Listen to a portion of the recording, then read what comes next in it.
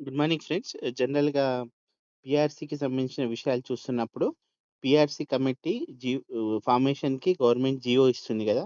ఇలా జీవో ఎలా ఉంటుందో ఒకసారి క్విక్‌గా చూద్దాం జస్ట్ ఫర్ నాలెడ్జ్.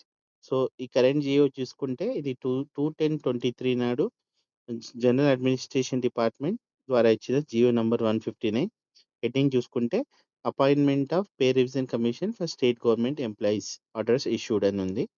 ఇక్కడ చూస్తే revision of pay scales is due from 1/7/23 to the employees of Telangana. So, government, after careful examination, hereby constitute the pay revision committee with the following members అని అన్నారు. శ్రీ ఎన్ Shivshankar IAS retired గారు chairman అన్నమాట. Shri P Ramayya గారు IAS retired, తను మెంబర్గా దీంట్లో ఉన్నారు. So, వాళ్ళకి గైడ్ కొంచెం గైడ్ లైన్స్ కూడా ఇచ్చారు. The following shall be the terms of reference to pay revision commission. So, PRC should consider following factors అంటే బిలో ఫ్యాక్టర్స్ కన్సిడర్ చేయాలన్నారు. Current pay scales of Telangana employees vis-a-vis pay scales of other government employees and government of India.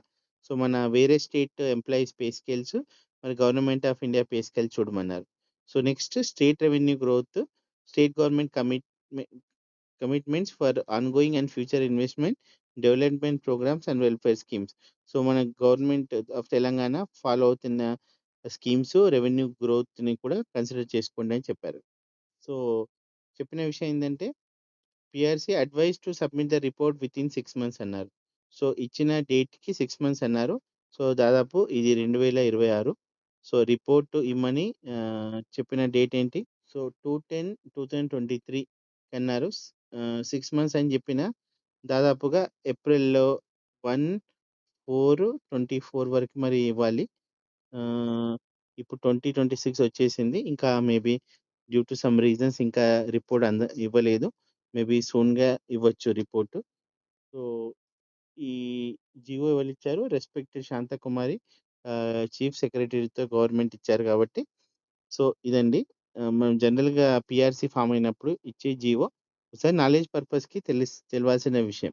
So, నేను ఈ GOs study చేయడానికి కారణం ఏందంటే, మనం జనరల్‌గా official వర్క్‌లో కూడా జీవోస్ అన్నీ తెలుసుకోవాలి. అసలు దాంట్లో ఏ పార్ట్ ఇంపార్టెంట్ అంటే లాస్ట్‌కి 2 కాపీ వాళ్ళకిచ్చారు. ఇద్దరు రెస్పెక్టెడ్ ఐఏఎస్ ఉన్నారు గదా! వాళ్ళకిచ్చారు. Special secretary government finance department, pay and accounts officer Hyderabad, accountant general Telangana, chief సెక్రటరీస్‌కిచ్చారు. అన్ని హెడ్ ఆఫ్ డిపార్ట్మెంట్స్ ఇచ్చారు. అన్ని డిస్ట్రిక్ట్ కలెక్టర్‌కి, మెజిస్ట్రేట్‌కిచ్చారు. రిజిస్ట్రార్ హోనరబుల్ హైకోర్ట్‌కిచ్చారు. రిజిస్ట్రార్ ఆఫ్ ఆల్ యూనివర్సిటీస్‌కిచ్చారు. ఆహ్, డిపార్ట్మెంట్ జేఏసీ ఆఫ్ ఎంప్లాయీస్‌కి, వాళ్ళకి అంటే జాయింట్ యాక్షన్ కమిటీ ఆఫ్ ఎంప్లాయీస్‌కి, రికగ్నైజ్డ్ సర్వీస్ అసోసియేషన్ కూడా ఇంటిమేషన్ ఉంది. జీఏఓపీ2 ఎస్‌బీ డిపార్ట్మెంట్ అన్నమాట. తెలవాల్సిన విషయం ఏందంటే అఫీషియల్‌గా ఎంప్లాయీస్ యూనియన్స్‌కి కూడా, అంటే యూనియన్స్ అనము, గవర్నమెంట్‌లో అసోసియేషన్ అని చెప్తారు కాబట్టి, అది కూడా రికగ్నైజ్డ్ సర్వీస్ కమిషన్ అసోసియేషన్ కూడా ఈ కాపీ పెట్టారు కాబట్టి, సో, ఇలా జీవోస్ వచ్చినప్పుడు మనం దాని గురించి స్టడీ చేసుకుంటే అసలు ఎవరెవరికెళ్ళిందన్న విషయం తెలుస్తుంది.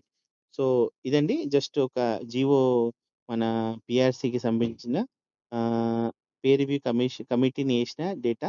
So, thank you for watching. Please to subscribe to my channel if మీరు చేసుకోకపోయి ఉంటే. సో, వేరే వాళ్ళకి నాలెడ్జ్ కోసం ఈ వీడియోని షేర్ చేయగలరు. Thank you. నేను ఈ జీవో రీడింగ్‌కి వీడియో చేయడానికి ఇంకో కారణం ఏందంటే, మినిస్ట్రియల్ స్టాఫ్‌కి ఈ మధ్య computer proficiency in office automation exam pass చేయమని చెప్పారు. వాటిలో మనం జీవోని ఎక్కడ రీడ్ చేయాలి, ఎక్కడ ఫైండ్ ఔట్ చేయాలి అన్న విషయం కూడా టాపిక్‌లో ఉంది. సో, దానికి సంబంధించిన కూడా నేను వీడియోస్ ఇక్కడ చేశాను కాబట్టి, సో, మీకు ఆ ట్రైనింగ్ వీడియోస్‌లో భాగంగా దాదాపు 12 వీడియోస్ నేను చేశాను. సో, మీకు ఆ వీడియోస్ కూడా కావాలంటే ఇక్కడ చూడగలరు. ఓకేనా? సో, ఇలా మనకు జీవోస్ ఏవొచ్చినా డీటెయిలింగ్‌గా రీడ్ జేసుకోవడం అనేది చాలా ఇంపార్టెంట్. Thank you.